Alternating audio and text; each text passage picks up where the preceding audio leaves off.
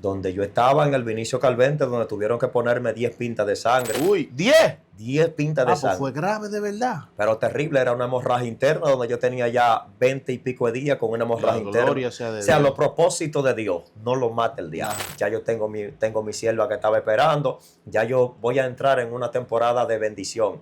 ¿Qué pasa? Que yo no escuché la voz del Espíritu Santo que me dijo el primer día que esa mujer pisó la iglesia, me dijo, es una bruja. Exacto, tiene una sabiduría, que el tipo es lleno de sabiduría, lo que pasa es que él la corrompió. Entonces el tipo se mueve en los mundos artísticos de una manera increíble como poca gente lo imagina.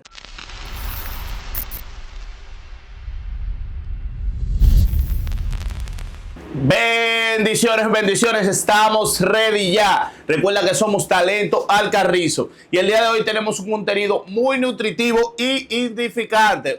Edificante es la palabra. Edificante. Bendiciones. Tenemos una figura muy importante en nuestro municipio y aparte de importante, una figura que nos va a nutrir el día de hoy con contenido importante para la juventud y para todos esos jóvenes que quieren tirar para adelante.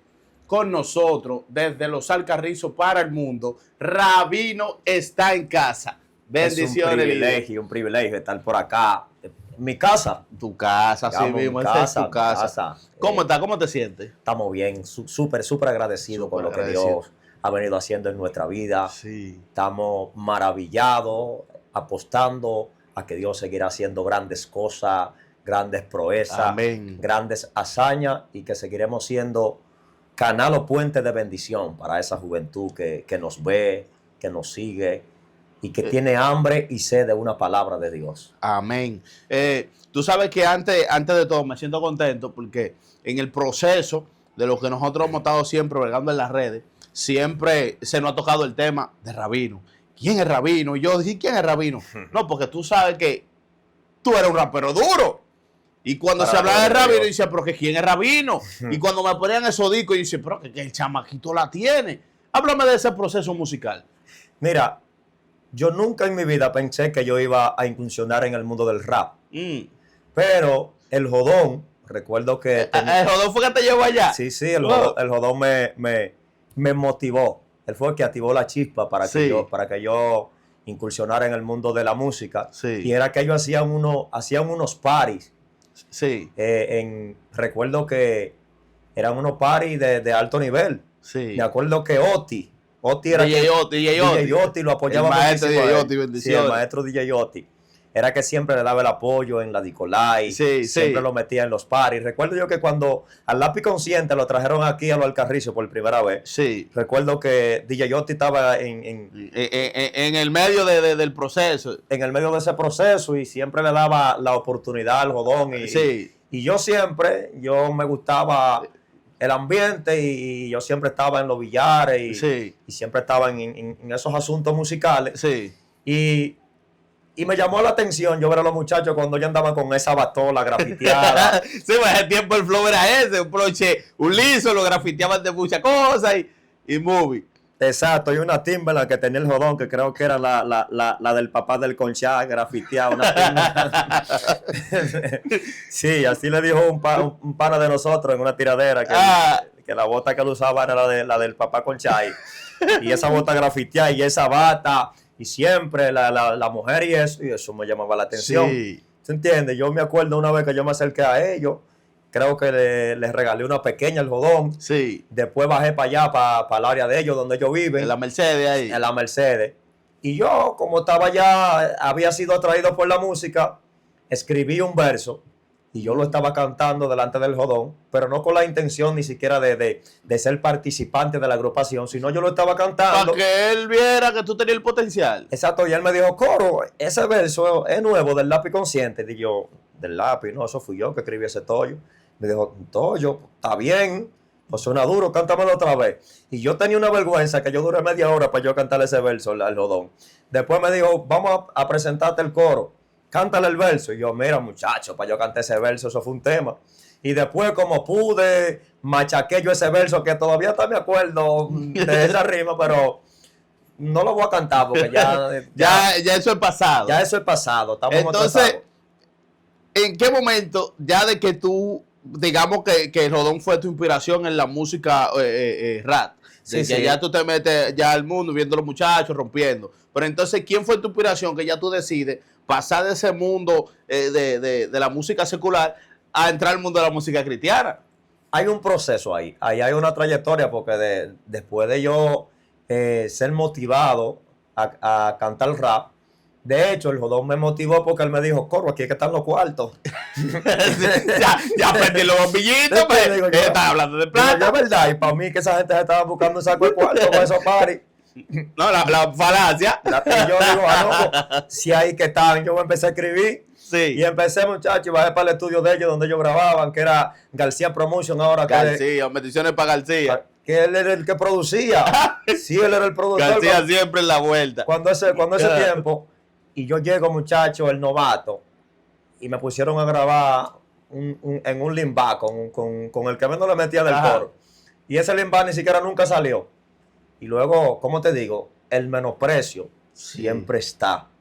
¿Entiendes? Sí. En ese tiempo yo no lo culpo porque yo llegué nuevo. Ya ellos tienen su mundo hecho. Ya tú eres un allegado y ellos están conectados con el público, tienen el sonido. Correctamente. Ya, y luego yo me sentía menospreciado y ahí yo me enfoqué en lo mío. ¿Entiendes? Ok. Siempre el enfoque te va a catapultar Sí, y sí. te va a llevar Al nivel que se necesita en el proyecto que tú estés. correcto. Y luego me destaqué, empecé a destacarme, Sí. empecé a grabar Víctor Torres ahora, que también es cristiano. Sí. El ministro Víctor Torres. Luego empezamos a acuñarnos más y empezamos a grabar más, que era uno de los duros del coro del entonces. Sí. Y luego empezamos con Sadán el Manso, que ahora el tipo está para allá para la 4-2 rompiendo. Sí. Nosotros empezamos a grabar en la López de Vega con Sadán el Manso, Víctor Torres y yo, que cuando eso se llamaba F3, Sí. yo cuando en ese entonces me llamaba Punto Clave. Y empezamos a hacer rap, hacer música, hacíamos par en la López de Vega. Y luego yo me fui destacando donde Punto Clave fue cambiando y fue agarrando un nombre. Y ya Punto Clave era otro asunto. Sí. Cuando caímos en TheKing.com, El maestro Kim me dice, pero tú pasaste fue por una grande liga de una vez. Claro, yo pasé por el filtro de la gente duro de aquí de los Alcarrizos. Sí. Y a King yo le montaba una fanfarria que yo me le sentaba ya a las 9 de la mañana y le decía a King, oye, rinrian, los secuestros, los amarros, los mochos. Y era así, unos versos que yo lo hacía. Sí, porque que tú tienes un tono de voz a la hora de tú cantar los rap, que es el flow que engrifa. Porque todo el mundo que es escuchante de rap sabe que hay un punto a favor, que es la voz. Y Correcto. tú tienes ese tono en la línea que tú cantas. Tú tienes el tono de la voz que lleva. Y el rap ordenado. Correcto. Y entonces, ¿trabajaste con quién? Trabajé con King. O sea, King siempre me dio el break, me dio la mano. Yo siempre grababa todos los discos. Yo iba y yo hasta le hacía un lío. Y él no me decía nada, porque tú entiendes, él apostaba a mí, es mío. Sí. ¿Entiendes? Entonces yo en ese entonces estaba escalando y estaba un nombrecito que se estaba creando. Punto clave, un psicópata en rap, el tipo Uh-huh. la está rompiendo, va a llegar lejos, pero ¿qué pasa? Que Dios salió a mi encuentro Amén. y empezó a cambiar mi historia. Andando el tiempo tuve un proceso de muerte, donde yo tuve un proceso terrible, tuve un problemita donde fui herido por arma blanca y me vi al ¿De borde. gravedad? De gravedad, me vi al borde de la muerte.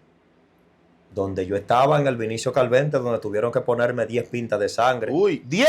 10 pintas de Pues sangre. fue grave de verdad. Pero terrible, era una hemorragia interna, donde yo tenía ya 20 y pico de días con una hemorragia La interna. gloria sea de O sea, Dios. los propósitos de Dios no lo mata el diablo. No hay Mira, forma. no hay forma. O sea, cuando yo estoy ahí muriendo, fueron una sierva de Cristo, que por eso es que yo estoy aquí en esta plataforma. Sí. Ellas dijeron, hay un decreto de muerte sobre ti, pero si tú haces un pacto con Dios, Dios te preserva la vida. Así que yo, obviamente, nadie quiere morirse, y si Dios simplemente lo que te ofrece es un pacto para tú seguir viviendo, yo hice un negocio con Dios. Si tú me salvas, yo predico tu palabra. Amén. Y a causa de ese pacto es que Dios todavía me tiene vivo. Y mientras yo siga predicando este evangelio, Dios le te siga hablando a mantenerá esa libre. juventud de que hay un Dios que está esperando que nosotros abramos la boca y le digamos sí. Nosotros tenemos garantía de vida aquí en la tierra. Amén. Entonces, digamos que ya luego de ahí tú tomas ya el paso al lado de Dios, al lado cristiano. Pero solo fue por una temporada, porque yo volví luego a hacer coro de una vez con los muchachos. Yo bajé con los mismos, todavía con los puntos de la operación, flaquísimo. Bajé para el coro y me involucré de una vez y me envolví. Y duré 7 años más fuera de Dios. Perdido del reino de Dios. Exacto, perdido del reino de Dios y de ahí caí en vicio de consumo De sustancias. de sustancias de diferentes tipos, alcohol, y yo me volvía loco. El diablo quería matarme. ¿Es verdad? Sí, porque el diablo me ponía en una situación que el jodón fue el ángel de la guardia que Dios puso en mi camino. Amén. Porque yo agarraba gente cuando la sustancia me ponía loco. Yo me acuerdo que un tipo en el Parque de la Toronja, ese tipo yo lo agarré y le di una galleta entre la boca.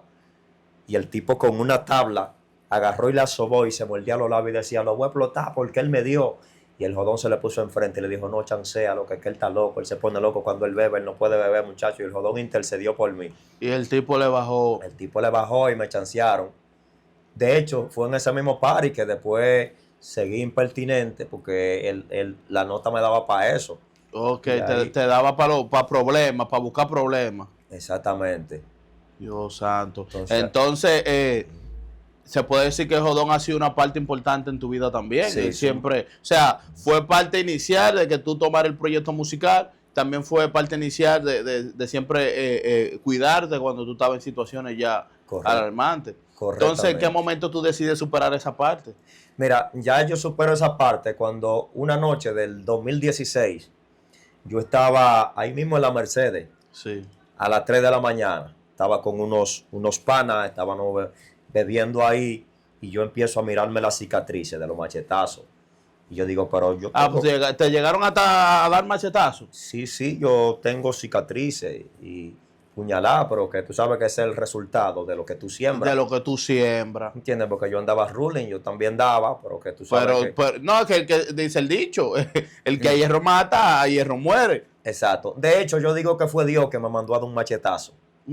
Porque a mí me estaban buscando una gente con hierro de todos los calibres y yo, como sé que ando en peligro de muerte, pasé por una iglesia. Porque eso es lo que pasa. Siempre que nosotros tenemos el dedo metido, como dicen, siempre... Ahí acudimos a Dios. Acudimos a Dios. Yo paso por una iglesia y el predicador me dice, yo veo que te daban con una 12 en la cabeza, pero Dios te libró. Así que dice el Señor que si tú le sirves, todo estará bien, pero si no le sirve, te van a dar. Y luego pasó una semana para que hubiera un problemita. De hecho, el problemita era con el jodón, que un muchacho del barrio estaba discutiendo. Y como nosotros somos panas, yo creo que yo llevo dentro de mí un espíritu de justiciero. Sí. Yo me tomé la demanda para mí y yo agarré y apecosí al tipo. ¿Qué pasa? Que me quedé roncando porque era en un velorio de un pana que estábamos. Y cuando estamos así roncando, viene el tipo con una mocha y un pana mío fue el que me dijo moca. Y yo me paré con la silla y cuando el hombre bajó el mochazo, que yo metí la silla y nos empaquetamos y ahí cuando yo veo la sangre yo digo el tipo se cortó. Pero ¿qué fue pasa? a ti que te cortó. Cuando yo me miro yo tenía esa mano volteada como un bolsillo. Uy. Ahí tuve que quitarme el poloche y salí. El jodón aparece en el escenario otra vez y él es el que sale conmigo para el Gotiel, para allá en una guagua. Porque el jodón siempre está ahí. Sí. Apoyándote. Sí, eso era como prácticamente Jonatán y David. Sí. ¿Sabes que Jonatán siempre estaba ahí para librar a David de la mano de Saúl cuando quería matarlo? Sí. Entonces el tipo, recuerdo yo que andamos en una guagua de concho hasta con un suero porque no me pudieron la operación. Tú sabes que escúchame que te saque de la línea que yo veo a Jodón en un futuro al lado tuyo predicando. Wow, sí. Amén. Sí, yo lo creo. Sí, yo lo veo ahí en esa línea. Yo sé que sí. Sí. Entonces, cuéntame. Mira, en el Gotiel no me pueden hacer la operación porque en ese entonces esa operación me estaban cobrando 20,000 y pico de pesos. Y yo que en ese día lo que tenía era los buenos días y la gracia de Dios. Sí. ¿Entiendes? Ahí tuvimos el jodón y yo que salí en una guagua de concho con un suero que parecía que nos hubiéramos fugado del hospital. ¿Entiendes? Y nosotros que siempre andábamos con unos flow de rapero. Sí, y la gente nada más nos miraba así friqueados. Se escapan esto. Se escaparon. ¿Entiendes? Y de ahí ya, ahí es donde voy al Darío ya y me hacen la operación. Ajá. Y luego más adelante andando el tiempo, yo quería dejar eso así porque estaba ya el jodón y yo cuando eso nos filmó un tipo, un amigo de nosotros, que había venido de Boston y nos filmó y no estaba trabajando y yo no quería que se dañara el asunto. Y luego el tipo donde quiera me miraba raro, como que yo no corría nada y como que yo iba a dejar eso así. Pero llegó el tiempo donde yo estaba teniendo una noviecita y luego habíamos discutido y ese día yo tenía un pequeñito machete que teníamos un hermano mío y yo que le llamábamos la muerte a ese machetico. Dije, Era "Ah, peligroso. sí, me enganché a la muerte y ese día salí con él, dije, si encuentro el tipo, yo Hay problema. le voy a dar lo suyo. Tú Real, bloqueado, dejado de la ¿te noviecita. entiendes? Lo encuentro un 25 de diciembre, le arruiné la Navidad. Wow, pero sin mentirte, que Dios lo sabe, que me dolió más haberle dado a él que cuando él me dio a mí. Ya tú tenías como ese cargo de conciencia en sí. Exacto, el cargo de conciencia hizo que me doliera más haberle dado a él. Y luego después que yo vengo a los pies de Dios, entonces Dios trató conmigo y en 2 ocasiones, por sueño, me dijo que tenía que pedirle perdón a este muchacho. Y luego Dios lo pone frente a un punto que había cerca de mi casa y ahí yo voy y cuando entro el tipo se friquea y yo le digo, tranquilo, que yo tuve un encuentro con Dios y estoy buscando de Jesucristo, yo necesito que usted me perdone. Dijo, oh, claro, mi hermano. Dije, ok, pues si tú me perdonaste, dame un abrazo. Y el hombre me dio el abrazo y ahora donde él me ve, varón, Dios te bendiga, porque así es que funcionan las cosas en Dios. Amén. ¿Entiendes?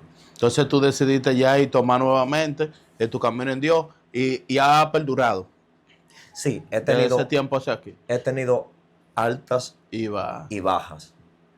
¿Qué será las cosas, una de las cosas que más te ha prometido el lado oscuro para tú abandonar el Señor? Mira, yo tuve un sueño. En ese sueño, yo siendo cristiano ya, se me aparece una sacerdotisa. Una sacerdotisa eso es una sirviente de Satanás. Y la tipa me dice, te voy a dar 3 espíritus. Y con esos 3 espíritus, tú vas a salir de la miseria y de los procesos que tú estás pasando. Y cuando ella sopló, yo dije, yo no acepto esos espíritus porque yo soy un hombre de Dios. Yo creo en Jesucristo y desperté del sueño.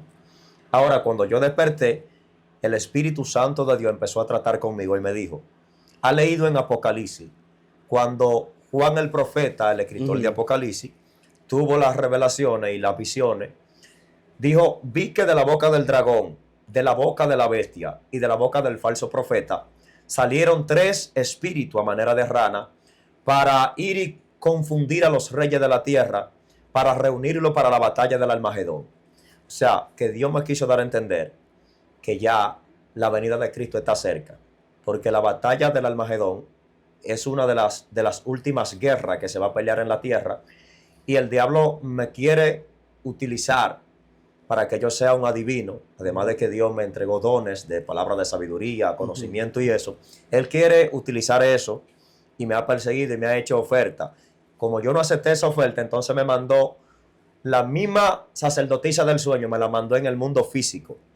Ella vino con credenciales de pastora, vino de Argentina, dijo que había venido de Francia y tenía fotografía con uno de los predicadores más del momento que Dios está usando en gran manera, llamado el pastor Juan Carlos Harrigan, con fotografía con él, con un pastor de Argentina llamado Carlos Anacondia, y vino con credenciales, porque así es que el diablo va a venir con credenciales de pastora, te la manda, con credenciales de apóstoles, y son credenciales de maestro, porque es lo que da la profecía de que en los últimos tiempos vendrán este tipo de engañadores. La mujer viene, cae en mi iglesia, contacta a un amigo mío por Facebook, se casa con el amigo mío, pero anda detrás de la cabeza de este varón, el diablo haciéndome la oferta. Y le dice a un amigo mío, dice el Señor que él se casa pronto. Y luego una amiga mía, yo la invito a la iglesia. Y en ese escenario empiezan los muchachos de la iglesia a decirme, esa es varón, desátala, con un bautismo eso tiene. Y la tipa aprovechó el escenario y preparó una reunión y se movieron los espíritus de adivinación y me dijo, esa es la mujer que yo veía que Dios te entregaba.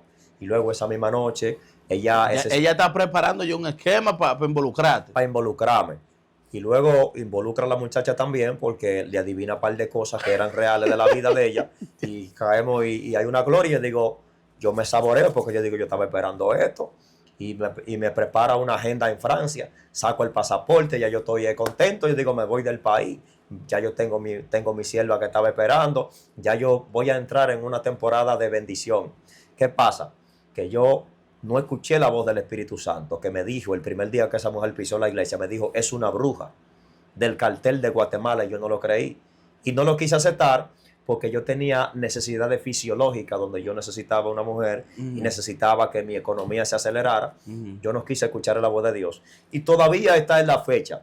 Hace 5 años atrás o 6 que yo debería de estar en las naciones.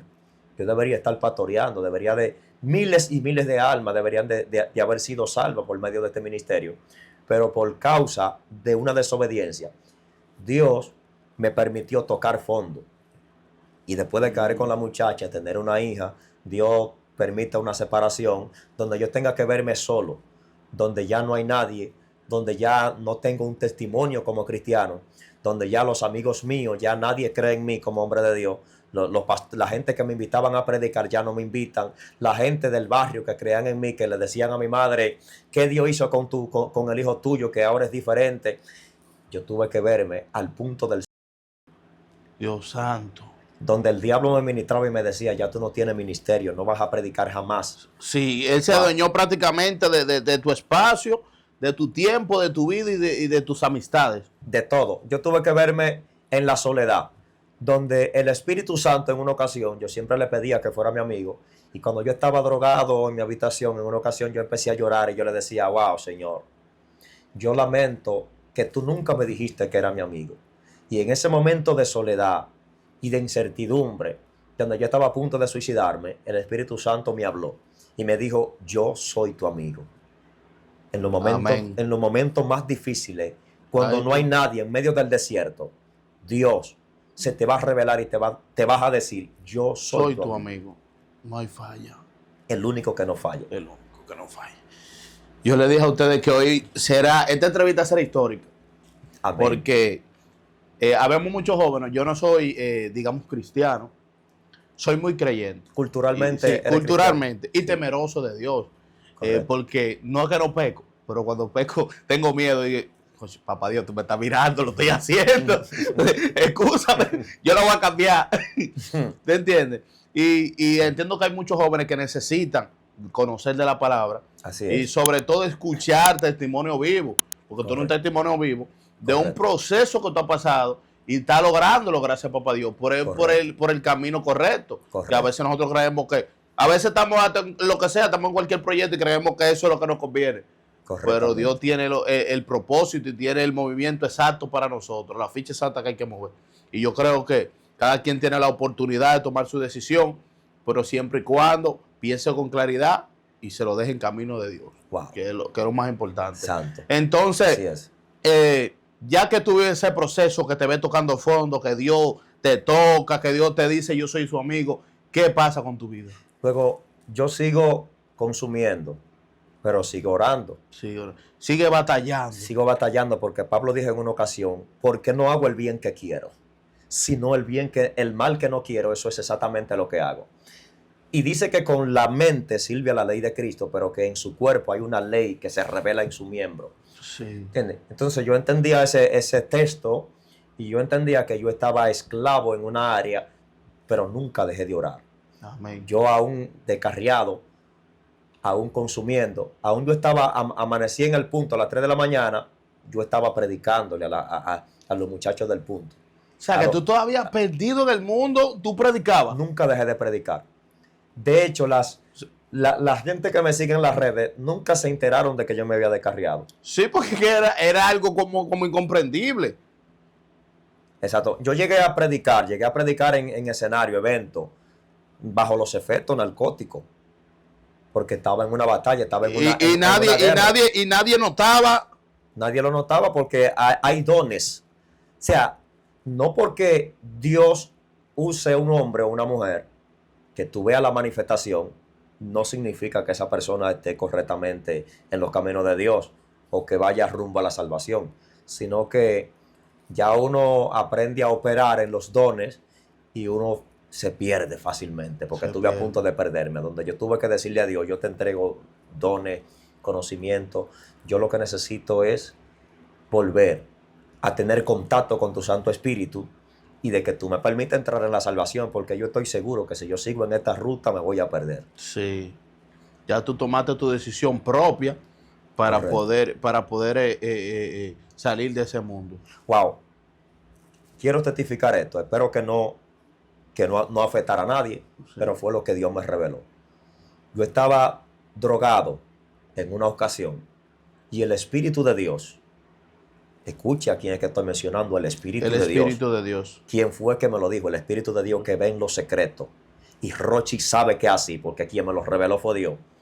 Él me dijo, quien te tiene bajo esa dimensión de drogadicción es un espíritu que se llama Candeliel. Candeliel. Candeliel, no sé si ustedes han escuchado. Yo, que mencionas la parte de Rochi, eso me motiva a decir que él se denomina Candeliel. Candeliel. ¿Y quién es Candeliel? Candeliel es un espíritu de la India, uno de los ídolos indígenas.